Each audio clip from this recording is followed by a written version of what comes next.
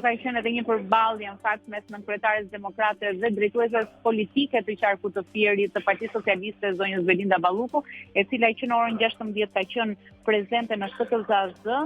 me dëshirën për të nisur procesin e numërimit, por ky proces edhe për shkak të gjithë hapave teknik që duheshin ndërmarr nga ana e regjistrimit të numëruesve të rinj për të zëvendësuar ata të Partisë Demokratike, ishte aty prezente dhe në përballje me nënkretaren demokrate që kërkonte ndërprerjen e këtij procesi numërimi pa prezencën e demokratëve,